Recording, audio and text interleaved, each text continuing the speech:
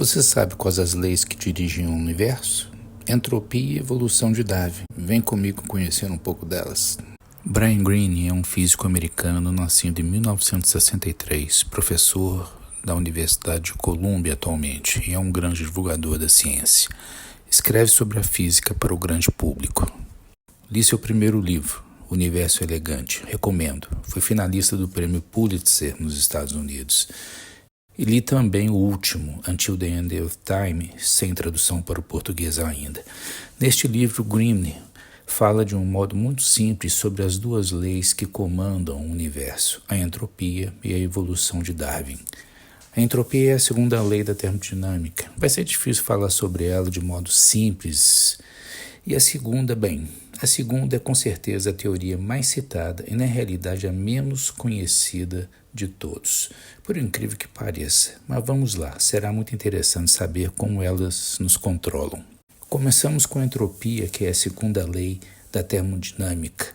Mas qual é a primeira? A primeira lei da termodinâmica é baseada no princípio da conservação da energia. Ela afirma que a energia não pode ser criada nem destruída, apenas transformada de uma forma para outra. Não é possível dar uma definição única para a entropia, pois pode ser apresentada sob vários aspectos com abordagens diferentes. A entropia não é uma grandeza diretamente mensurável, sua existência não é diretamente sugerida pela experiência e não é perceptível pelos sentidos. No entanto, é uma grandeza física fundamental para entender os fenômenos que ocorrem na natureza. Vou mostrar, portanto, 3 definições da entropia. A primeira definição: entropia é uma medida da desordem do sistema.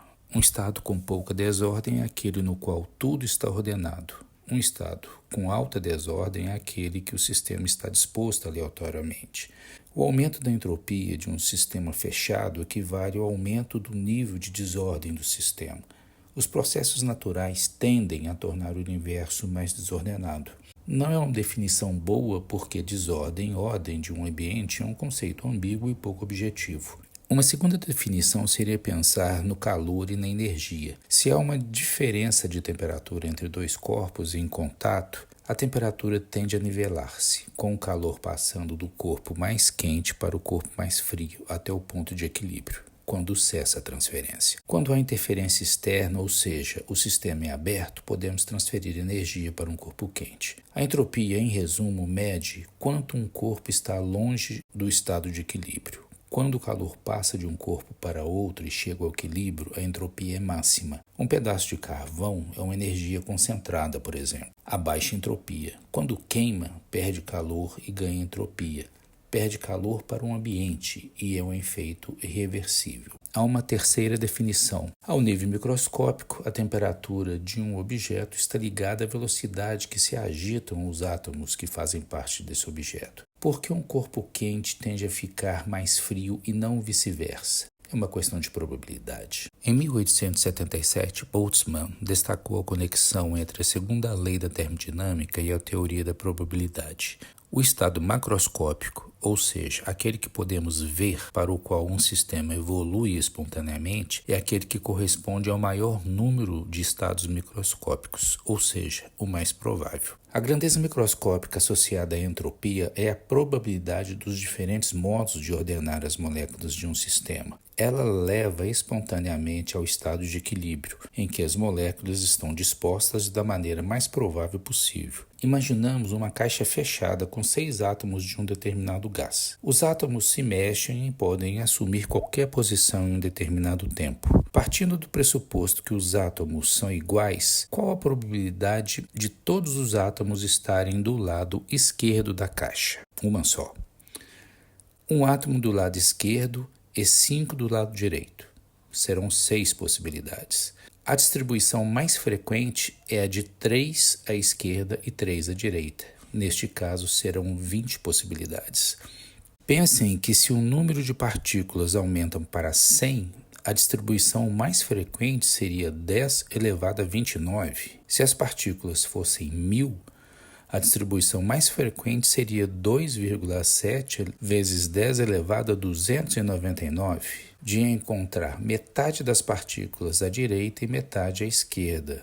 Se temos em conta que o número de partículas que compõem a matéria ou um sistema é muito grande, por exemplo, as moléculas que existem no ar em 1/4 é qualquer coisa de 10 elevado a 26. Isso explica por que não vemos todo o gás se movendo espontaneamente somente de um lado do quarto. E não devemos esquecer das distribuições intermediárias, ou seja, 49 e 51%, 48, 52, etc. Seria um número astronômico. Devemos pensar também que este exemplo da caixa está levando em consideração somente a posição dos átomos. Na realidade, alguns desses átomos podem ter mais energia, podem estar mais quentes, aos poucos eles se misturam, trocam energia e a temperatura encontram equilíbrio. Essa possibilidade é imensamente mais provável de acontecer. A energia passa do átomo mais quente para o mais frio. Pode acontecer ao contrário, mas a possibilidade é tão pequena que não vemos nunca isso acontecer.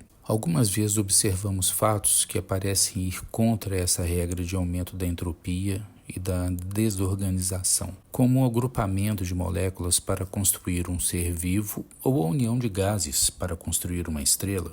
Não podemos esquecer que isso acontece quando há uma energia externa alimentando esta organização, como a energia solar no primeiro caso e a força da gravidade no segundo caso. O fato é que, na soma geral, o universo caminha para o aumento da entropia, mas isso é lento. Não será no próximo ano que chegaremos ao estado de entropia máxima com a morte do sistema. Ainda temos alguns milhões de anos para fazer muita coisa. É por causa disso que a segunda lei da termodinâmica ocupa o posto mais alto de todas as leis do universo. E se surgir alguma lei nova que vai contra ela, provavelmente essa lei estará errada. A teoria da evolução por seleção natural foi elaborada independentemente por dois naturalistas ingleses, Alfred Russel Wallace e Charles Robert Darwin. Alguns aspectos da vida desses dois naturalistas chamam a atenção. Além de ingleses, ambos percorreram os mares e fizeram coletas de espécimes. Leram os livros de Thomas Malthus sobre o crescimento da população e da produção de alimentos e de Charles Lyell, que escreveu uma obra enorme criando as bases para a geologia. Eles se conheciam, trocavam correspondência e Darwin foi uma referência para Wallace. No futuro próximo farei alguns vídeos sobre essa história. Ela é cheia de fatos interessantes que só foram publicados agora. O darwinismo se baseia em duas ideias principais: a ancestralidade comum e a seleção natural. Vamos entender melhor essas ideias. A ancestralidade comum afirma que todos os organismos vivos possuem um ancestral em comum, que passou por mudanças e deu origem às novas espécies. Por exemplo, os macacos e seres humanos compartilham um ancestral comum. A seleção natural pode ser definida como um mecanismo evolutivo em que um ambiente seleciona os organismos mais aptos a viverem naquele local. Para que essa seleção aconteça, é fundamental que ocorra variação entre os indivíduos. Aqueles que apresentam variações que favorecem seu desenvolvimento têm maior chance de sobrevivência e, consequentemente, maior chance de deixar descendentes. Assim, a característica que favorece a sobrevivência é selecionada e passada para as gerações futuras. Darwin também estudou animais que são criados em cativeiro. Observou que quando fornecemos a esses as condições ideais para sua sobrevivência, todos os indivíduos têm as mesmas chances de sobrevivência, alcança rapidamente um número elevado de indivíduos. Nesse caso, a seleção natural não ocorre, pois neutralizamos sua ação. Darwin descreveu a influência do homem no processo de criação de animais, que ao realizar a escolha de características que atendem à sua necessidade, também realiza um tipo de seleção, que ele chamou de seleção artificial. Dessa forma, temos as diferenças apresentadas entre o porco selvagem e o porco doméstico, por exemplo. De forma resumida, para que a seleção natural ocorra, alguns pontos são fundamentais. Variabilidade, características diferentes entre os indivíduos de uma população. Reprodução diferenciada. Seres vivos com maior capacidade reprodutiva têm vantagem em relação aos outros. Alguns indivíduos apresentam características desvantajosas que os levam à morte antes mesmo de se reproduzirem. Hereditariedade. É importante destacar que quando Darwin propôs sua teoria evolucionista, as leis da genética ainda não eram conhecidas. Portanto, Darwin não sabia como a variabilidade dos indivíduos surgia, tampouco como era transmitida para os descendentes. Na época de Darwin, não havia uma teoria de hereditariedade que fosse amplamente aceita. Darwin usou a teoria dos pangenes, segundo a qual a informação sobre as características dos indivíduos seria carregada para os gametas por fatores que existiam em cada um dos órgãos. Existem 3 tipos de seleção natural: a direcional, a estabilizadora e a disruptiva. A seleção direcional é uma das formas mais simples de seleção natural. Ela favorece um dos fenótipos extremos e é responsável pela maioria das mudanças fenotípicas que ocorrem durante o processo evolutivo. Imagine uma espécie de peixe com indivíduos pequenos, médios e grandes. Os peixes maiores são frequentemente pescados com redes. Assim, os indivíduos pequenos têm vantagem, pois não são capturados durante a pesca. Esses peixes menores têm maior chance de sobrevivência e reprodução, sendo mais aptos às condições naquele momento, o que resulta em uma seleção direcional. Outro exemplo é a seleção de bactérias resistentes a antibióticos. Mutações ocorrem ao acaso e aquelas que conferem proteção contra o antibiótico são selecionadas. A segunda, a seleção estabilizadora, favorece indivíduos com fenótipo intermediário, ou seja, mais próximo da média. Os extremos, nesse caso, apresentam desvantagens e não são selecionados. Essa seleção pode ser observada ao analisar os bebês humanos no passado. Eles geralmente nascem com peso em torno de 3,3 quilos. Um peso que representa menor mortalidade. Crianças muito pequenas ou muito grandes correm mais riscos de morte e, portanto, a seleção não as favorece. Atualmente, com os avanços da medicina, crianças muito pequenas podem sobreviver com a ajuda de tecnologias como incubadoras e crianças grandes podem nascer por cesariana, evitando complicações do parto. Esse fato mostra que a cultura pode influenciar a seleção natural. A terceira é a seleção disruptiva.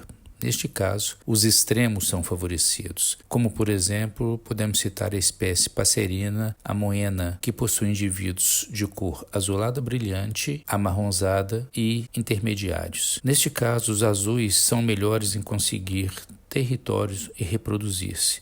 Os amarronzados são ignorados pelos azulados e também conseguem reproduzir-se.